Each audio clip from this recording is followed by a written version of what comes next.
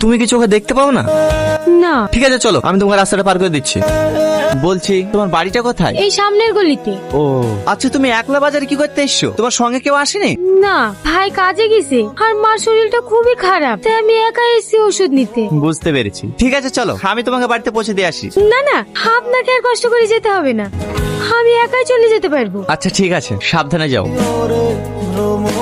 এই স্টপ, ওই দেখ আমার শের চলে এসছে।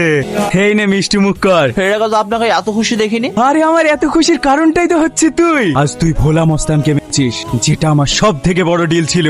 এই ছামিয়া, যা টনিকে নিয়ে যা। না বস, আপনি তো জানেন আমি সব পছন্দ করি না। ও সরি সরি সরি সরি।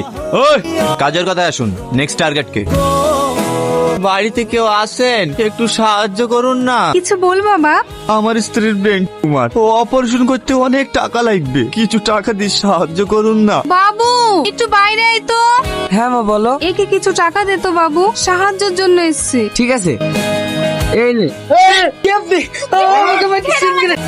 তোমরা আমার ভাইকে কেউ মারো না, আমাদেরকে দেখার মতো আমার ভাই ছাড়া কেউ নাই। আমি তোমাদেরকে সাহায্য করছি, দয়া করে তোমরা আমার ভাইকে ছেড়ে দাও।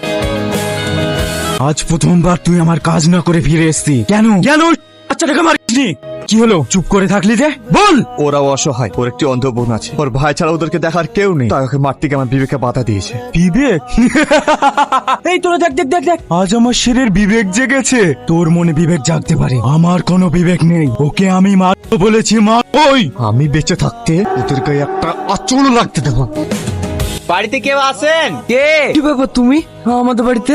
তোমার মায়ের সঙ্গে কিছু কথা আছে। তোমার মা আছে বাড়িতে? হ্যাঁ আছে। মা একটু বাইরে আসো তো। হ্যাঁ আসছি।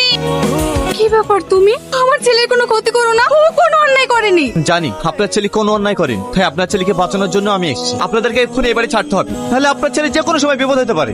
বাড়ি ছাড়তে মানে? কারণ তুমি যে মেয়েটাকে ভালোবাসো, তার বাপ তোমাকে মারার জন্য আমার বসকে 50 লাখ টাকা দিয়েছে। আমার বসের দলবল তোমাকে যেখানে পাবে সেখানে মারবে, তাই বলছি তোমার এই বাড়ি ছেড়ে দে, আমার সাথে চলো। কিন্তু বাবা, আমাদের আর্থিক অবস্থা এখন ভালো না, এখন আমরা কোথায় যাব, কি করব? আপনি কান্না করবেন না, সে ব্যবস্থা আমি করবো, চলেন আমার সঙ্গে। না মা, ওর সাথে যাওয়া যাবে না। যে আমার ভাইকে মারতে এসেছিল সে আমাদের ক্ষতি করবে না, তার কি গ্যারান্টি আছে? যদি তাই হতো তাহলে তোমার ভাইকে আমি সেই দিনে মেরে দিতাম। বাপ তুমি এসছো, আজ আমি রান্না করতে পারিনি মধু, গ্যাস ফুরিয়ে গেছে তো। তার জন্য আমি খাবার নিয়ে এসেছি। এইলেন, আমি এখন কাজে যাচ্ছি, কাজ থেকে ফেরে পথে আমি গ্যাস সিলিন্ডার নিয়ে আসবো। ঠিক আছে বাপ। মা খাবারটা চেক করে খাও, যেন দেখতে পারি। কি বলতে বল কথা বলছি রে?